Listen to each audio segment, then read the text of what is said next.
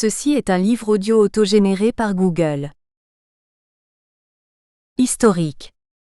Dirigé par Vincent Lagnol, avec Bruno Péquignot et Denis Rolland. La collection historique a pour vocation de présenter les recherches les plus récentes en sciences historiques.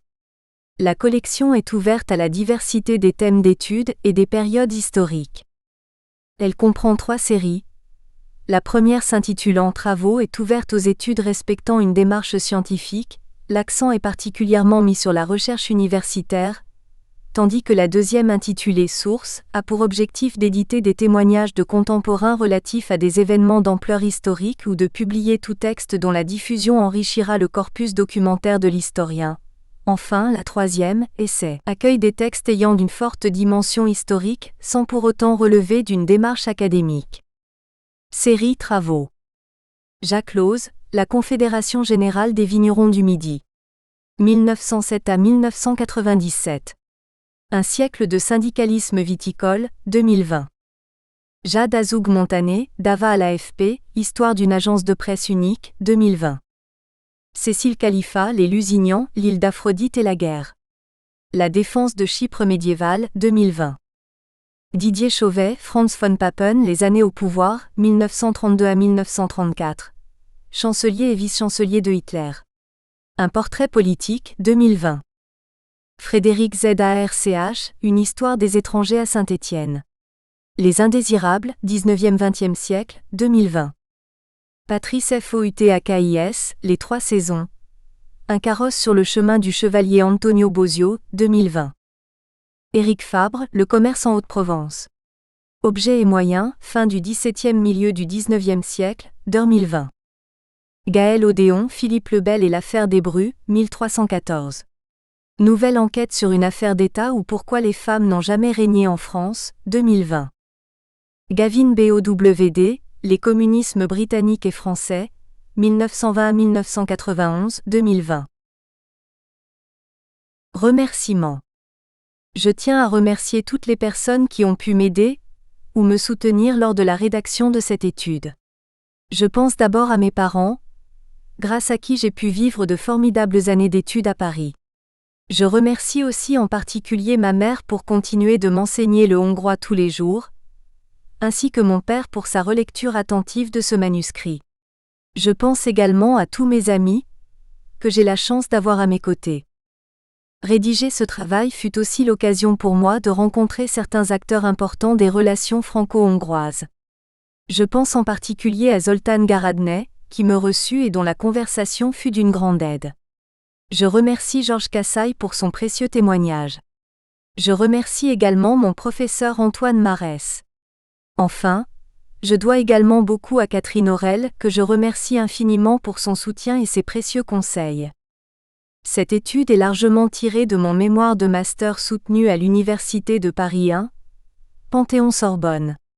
En 2019, ce mémoire a été distingué par l'accessit du prix Hungarica, décerné par l'Association des Amis de l'Institut hongrois de Paris. Introduction. En vieil ami, c'est ainsi que János Kadar, premier secrétaire du Parti socialiste et ouvrier hongrois, PSOH, salue le président de la République française lors du toast en son honneur en 1982. À l'aube des années 1980, les deux pays ne sont pourtant pas de vieux amis, bien qu'ils semblent être en bonne voie pour créer une amitié nouvelle.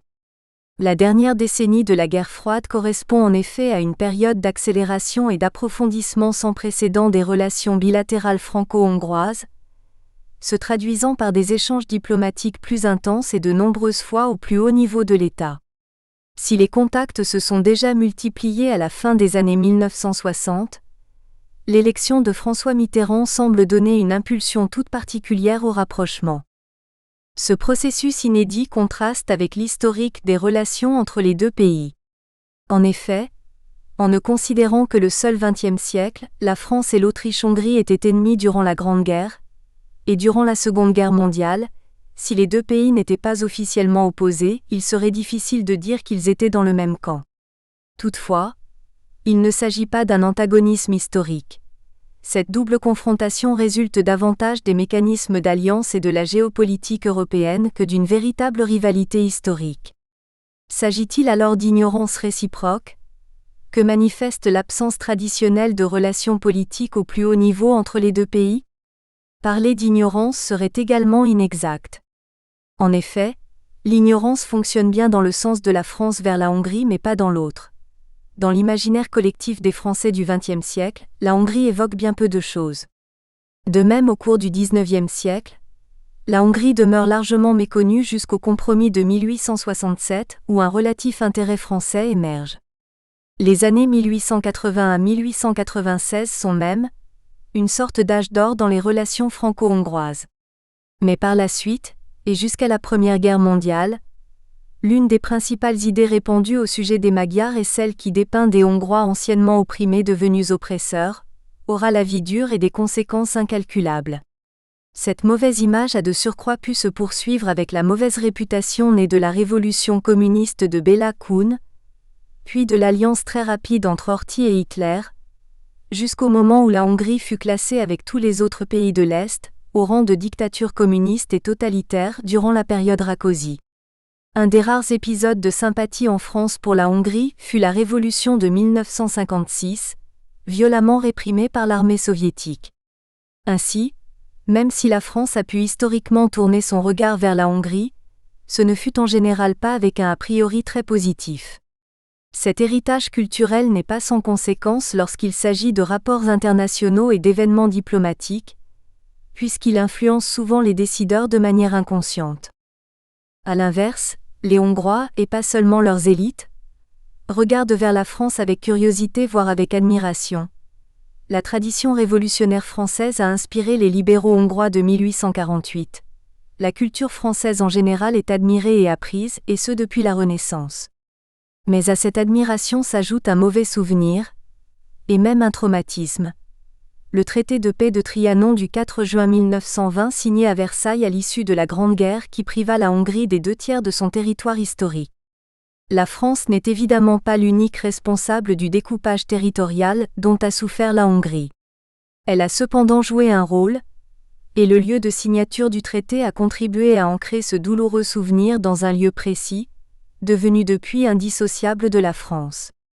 À cette dernière, les Hongrois associent donc une indifférence coupable vis-à-vis d'un peuple victime, qui considère que sa propre histoire est une tragédie.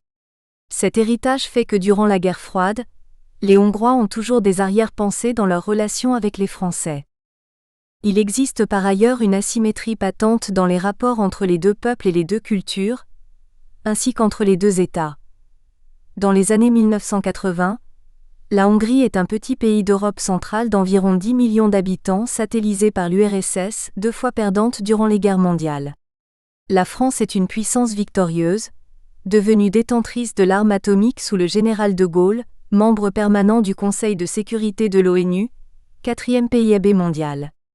Là où la Hongrie suit à la lettre les exigences de Moscou sur la scène internationale, la France s'est ménagée, sous l'impulsion du général de Gaulle, une certaine liberté par rapport aux États-Unis et à l'OTAN, organisation dont elle a quitté le commandement intégré en 1966. Ainsi, la Hongrie est contrainte de s'intégrer dans la logique de confrontation des blocs, logique que la France conteste, à la mesure des moyens dont dispose une puissance intermédiaire, dans le but qu'à terme, le découpage du monde hérité de Yalta soit dépassé. Dès lors, comment expliquer le rapprochement politique inédit entre deux États, l'un moyenne puissance, l'autre petit pays, séparés tant par une histoire commune difficile que par l'opposition idéologique de la guerre froide? Plusieurs facteurs sont intervenus pour expliquer ce rapprochement quelque peu inattendu.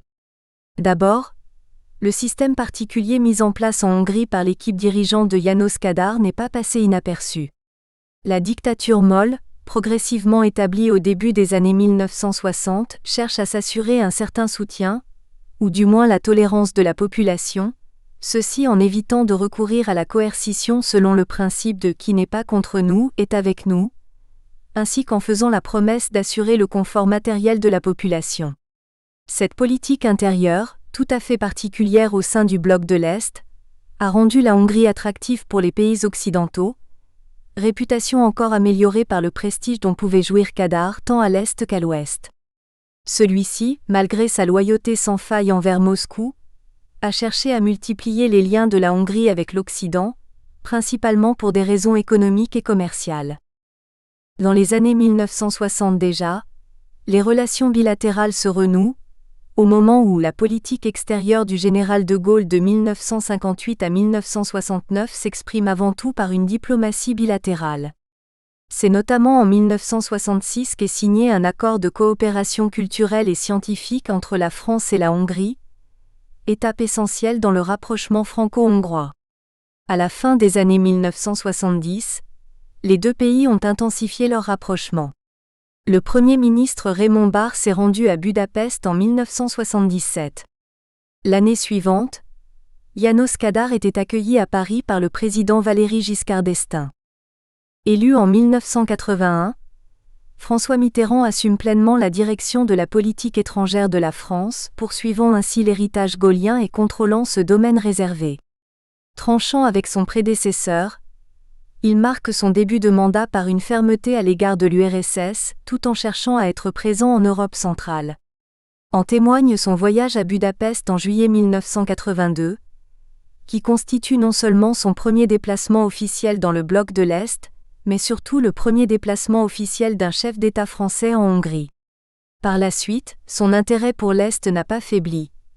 À l'affût des changements, le président y effectue une tournée en 1989, en passant à nouveau par Budapest en janvier 1990.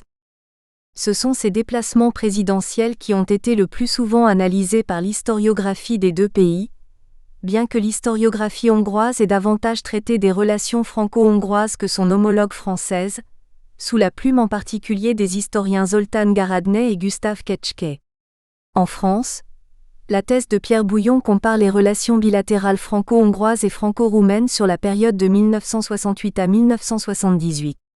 Ainsi, la question des relations politiques entre les deux pays a bien été traitée, mais jamais spécifiquement sur la période des années 1980, qui correspond pourtant à une accélération historique des relations entre les deux pays. L'historien français Bernard Lachaise a rédigé quelques articles sur la question, dont l'un soulève la question de l'impact qu'a eu l'élection de François Mitterrand sur les relations bilatérales. En effet, parmi les nombreux facteurs explicatifs du processus de rapprochement, quelle importance accorder à l'arrivée d'un président socialiste à la tête d'une puissance occidentale moyenne ? Peut-on considérer que l'élection d'un président social-démocrate a pu favoriser l'établissement d'un dialogue ? D'autant plus que le contexte du début des années 1980 est celui d'un regain très net des tensions. La crise des euromissiles, l'invasion de l'Afghanistan par l'URSS et la crise polonaise sont autant d'événements à l'origine d'un regel des relations entre les deux superpuissances. Dans quelle mesure le rapprochement franco-hongrois est-il corrélé à ce contexte de regain de tensions entre les deux blocs ? Bien qu'il faille comprendre les circonstances particulières de ce rapprochement, il faut aussi l'étudier dans la durée, ici sur 9 années. La période analysée commence avec l'élection de François Mitterrand à la présidence de la République, le 10 mai 1981, et se termine avec les élections libres de Hongrie du 15 mars 1990. Côté français, une certaine continuité est donc visible avec François Mitterrand qui reste président de la République, malgré l'intermède de la cohabitation, dont il s'agira par ailleurs d'analyser les conséquences. Côté magyar, le départ de János Kadar en 1988 marque une rupture fondamentale, qui ouvre 2 années de transition en Hongrie. D'un système socialiste au parti unique, le PSOH engage progressivement le pays sur la voie du multipartisme et des élections libres, les premières ayant lieu en 1990. Cette transition s'inscrit dans un changement plus global, la chute des régimes communistes d'Europe de l'Est, bientôt suivi par l'effondrement de l'URSS en 1991. Quel changement la transition a-t-elle provoqué quant à l'attitude de la Hongrie dans les relations internationales ? Il s'agira également de comprendre l'action de la France en Europe de l'Est durant cette période, pays qui fut loin d'être inactif comme en témoigne le projet de François Mitterrand de Confédération européenne. Les changements à l'Est et en Hongrie, qui ont abouti à la fin de la guerre froide, ont-ils favorisé ou bien fragilisé le rapprochement franco-hongrois ? Pour reconstituer au mieux l'espace bilatéral franco-hongrois, l'analyse des relations ne saurait se limiter aux seuls échanges diplomatiques. L'historiographie franco-hongroise évoque beaucoup moins les relations économiques et culturelles, l'angle politique et diplomatique étant généralement privilégié. S'agissant des relations économiques, elles amènent d'emblée à un problème. Elles sont en effet insignifiantes au début des années 1980, et guère plus développées à la fin de la décennie. Comment expliquer un tel décalage de chronologie entre le rapprochement politique évident et l'absence de liens économiques solides ? Si la prépondérance historique de l'Allemagne et de l'Autriche dans ce domaine est un facteur important, elle n'explique pas tout, et il s'agit de comprendre pourquoi le volontarisme politique n'a pas été suivi d'initiatives économiques, défaut qui ne manque pas de réduire la portée du rapprochement politique. Bien qu'il y ait eu des tentatives et des initiatives de part et d'autre afin de combler cette lacune, les efforts furent insuffisants et la médiocrité des échanges demeura une constante durant la période. C'est au niveau culturel que le déséquilibre est le plus patent. Face à une culture française admirée et enseignée en Hongrie, la culture magyare souffre d'une lourde méconnaissance dans l'imaginaire collectif français. Aussi les problématiques ne sont pas les mêmes d'un côté ou de l'autre. Là où les Français réclament des efforts pour diffuser l'enseignement du français dans le secondaire, il s'agit pour les Hongrois de demander des efforts de traduction afin de faire connaître leur culture. Bien que les transferts fussent historiquement à sens unique, la France accorde une grande importance au rapprochement culturel entre les deux pays, cette quasi-offensive s'inscrivant dans une stratégie géopolitique plus globale vis-à-vis de l'Est. À ce titre, elle est prête à favoriser la diffusion de la culture hongroise comme monnaie d'échange. Il s'agira donc d'analyser ces échanges et tractations, à la fois ceux menés par les institutions officielles dont les instructions découlent d'intérêts politiques et diplomatiques, que ceux menés par les maisons d'édition et les autres acteurs de la culture, comme la médiation effectuée par les exilés hongrois à Paris. Le rapprochement franco-hongrois des années 1980 a-t-il permis de poser des fondations stables et durables ? Il semble que ce sont bien ces fondations et ces bases solides qui manquent aux relations bilatérales entre ces deux pays, pour véritablement franchir un cap après cette décennie. Étudier les relations franco-hongroises durant les années 1980 revient à analyser un processus de rapprochement qui doit réussir à dépasser tant les mésententes héritées du passé que l'opposition idéologique et politique du présent.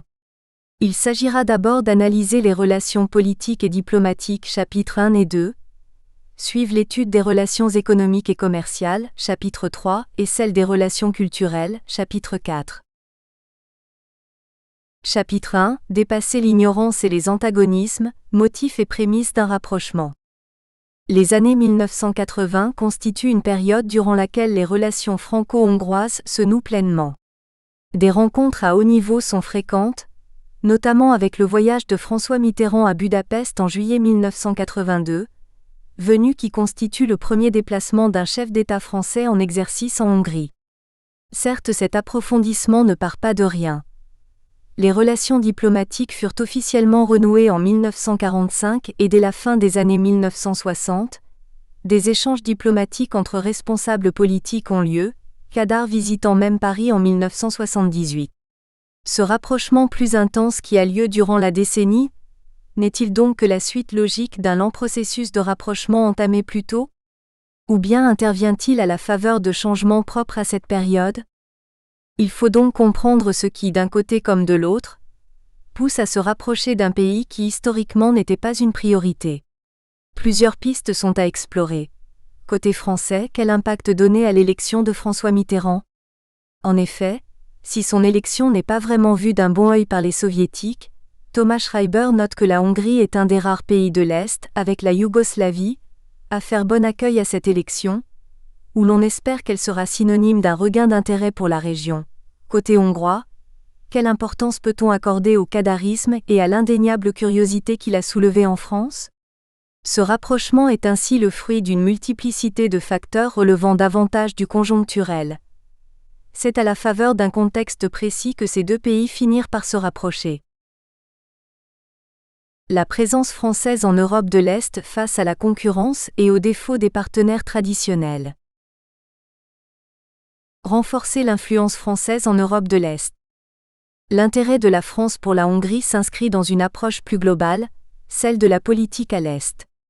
Les pays du pacte de Varsovie, satellisés par l'URSS, forment un espace géographique à part entière où les 6 démocraties populaires sont liées par une relative intégration politique et économique, par l'alliance militaire du pacte de Varsovie, par l'alliance économique du Conseil d'assistance économique mutuelle, KM, ainsi que par la tutelle commune de l'URSS.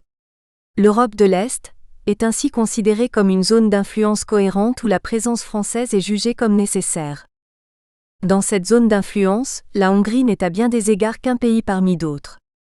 En juin 1981, les relations franco-hongroises sont qualifiées de bonnes et cordiales, et l'ambassadeur de France à Budapest précise également que l'amélioration de ces relations s'inscrit dans une nécessaire présence de la France dans un pays de la Mitteleuropa.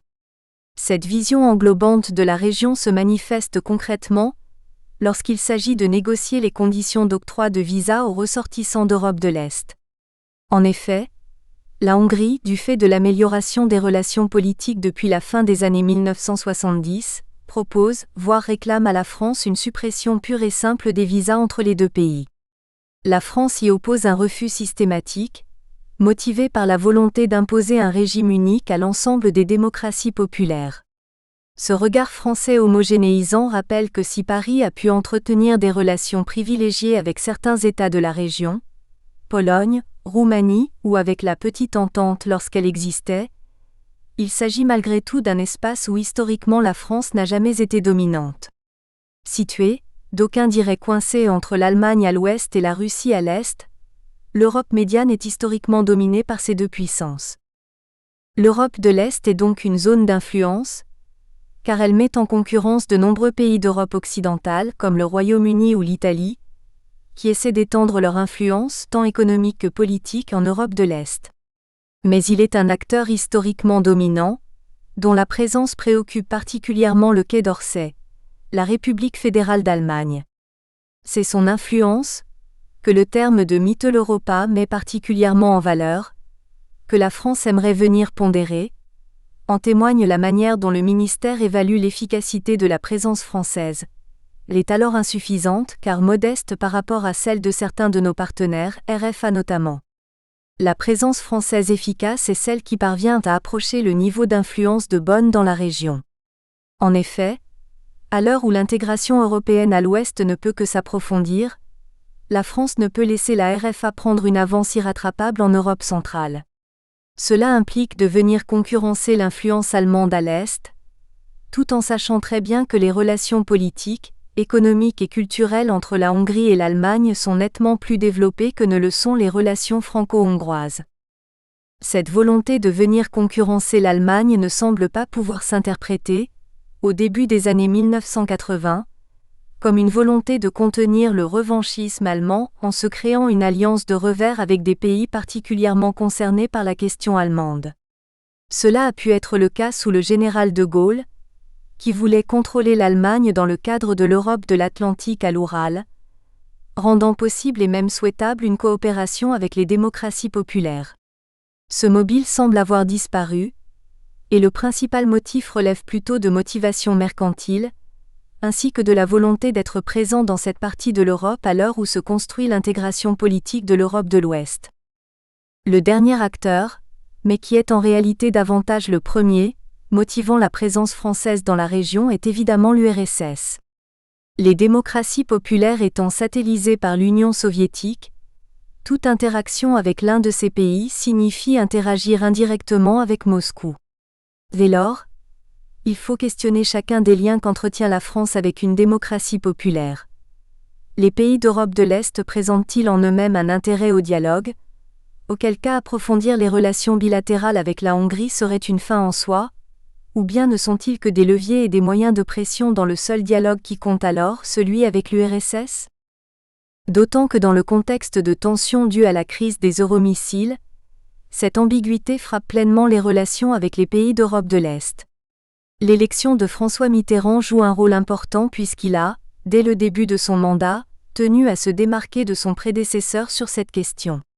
Alors que le président Giscard d'Estaing a tenté de mener une politique très équilibrée, entre soutien discret à l'OTAN et condamnation discrète du déploiement des SS-20, Mitterrand a dès son élection affirmé son soutien total à l'OTAN et une condamnation ferme des actions soviétiques. Il choisit ainsi de se démarquer de son prédécesseur, qu'il avait appelé durant sa campagne le petit télégraphiste de Brejnev, en gelant les rapports franco-soviétiques au plus haut niveau, mettant fin temporairement à l'organisation de sommets réguliers. Mais marquer sa distance vis-à-vis de l'URSS, après la proximité affichée sous le mandat de Giscard d'Estaing, ne signifie pas nécessairement en faire de même avec les démocraties populaires. Ainsi, les relations franco-hongroises, malgré le statut de satellite de l'URSS, ne se réduisent pas à un duplicata des relations franco-soviétiques. Ces dernières comptent, mais n'empêchent pas l'existence d'authentiques relations bilatérales franco-hongroises. Les années 1980 représentent un tournant dans la politique à l'Est de Paris. Une note du ministère de juillet 1982 cherche à définir clairement les objectifs et les principes opérationnels de cette politique.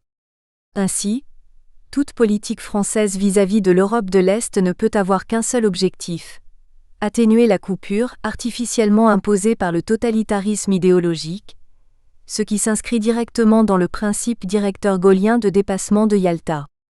Or, cet objectif crée inévitablement deux contradictions difficilement surmontables. D'une part, l'accroissement des relations politiques avec l'Est conduit à conforter les régimes en place, alors même que les pays occidentaux les dénoncent comme illégitimes. D'autre part, ces liens approfondis n'empêchent pas la France d'être totalement impuissante lorsque ces régimes répriment violemment les tentatives d'émancipation de leur société, comme ce fut le cas lors des événements de 1981 en Pologne. Il semble bien que nouer des relations diplomatiques avec les démocraties populaires leur profite davantage qu'aux pays occidentaux. Pour résoudre ces contradictions, il est suggéré de distinguer les sociétés civiles qui représentent et font partie de nations européennes, de leurs gouvernements qui n'ont aucune légitimité ni démocratique, ni historique, en ceci qu'ils perpétuent le déchirement interne de l'Europe. Cette distinction doit se traduire dans l'action diplomatique à travers trois principes opérationnels. Un message politique à transmettre qui insiste sur l'européanité des nations de l'Est, ainsi que sur leur intérêt au dialogue et à l'ouverture économique. Mener une politique d'influence intellectuelle, au travers d'une politique culturelle offensive, qui rappelle que la France, loin de cautionner ces régimes, les condamne. Enfin, cette politique doit se traduire par un choix clair et hiérarchisé des partenaires, choix déterminé par un critère uniquement politique, c'est-à-dire l'attitude des gouvernements vis-à-vis des sociétés, point qui prend le cas hongrois pour exemple. Cette politique renverse l'approche qui prévalait jusqu'alors à l'égard du bloc de l'Est. Elle suggère d'accorder la priorité aux pays satellites où, du fait d'un contexte s'inscrivant dans le processus d'Helsinki, des pays qui aspirent à la détente et à l'ouverture économique, il y a une chance de faire évoluer les régimes dans la direction souhaitée. Dans cette perspective, la France dispose d'un véritable pouvoir d'influence qu'elle n'aura pas sur l'URSS. Or, la politique étrangère française est largement guidée par l'horizon d'un dépassement de Yalta, c'est-à-dire par la fin de la bipolarisation du monde, mais aussi par une vision européenne se traduisant par la construction d'institutions politiques supranationales. Ce projet européen est un des axes directeurs de la politique étrangère française, et le président Mitterrand considère que dans cette perspective l'Europe centrale ne peut être mise de côté.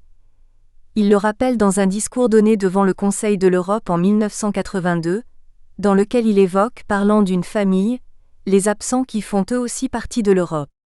Ainsi, alors que les relations au plus haut niveau sont gelées avec l'URSS jusqu'en 1984, elles se poursuivent avec la Hongrie. Ces principes directeurs sous-tendent un possible scénario, dans lequel l'Europe finit par se réunifier après un lent processus de convergence, théorie relativement populaire à cette époque. Selon Pierre Bouillon, le régime hongrois semblait justifier qu'une certaine convergence entre l'Est et l'Ouest fût envisagée comme horizon potentiel de la détente. Par conséquent, il ne s'agit plus de choisir son attitude en Europe de l'Est en fonction des intentions françaises à l'égard de l'URSS, mais bien de faire l'inverse. Le projet européen et la posture adoptée vis-à-vis des démocraties populaires d'Europe de l'Est peuvent venir influencer le dialogue avec Moscou. C'est bien le cas au début des années 1980, quand la France choisit une voie médiane dans les rapports envisagés avec le bloc de l'Est. Fermeté à l'égard de la superpuissance soviétique, mais ouverture possible avec les démocraties populaires en fonction de leurs politiques intérieures, ceci au titre d'une politique européenne globale qui ne se réduit pas à l'Europe de la CEE, mais qui s'inscrit bien dans la volonté de réunifier à long terme une Europe divisée. La politique de différenciation fait de la Hongrie kadarienne le candidat tout désigné à la... Nous espérons que vous avez apprécié cet aperçu. Pour continuer à écouter ce livre audio sur Google Play Livres, utilisez le lien dans la description de la vidéo.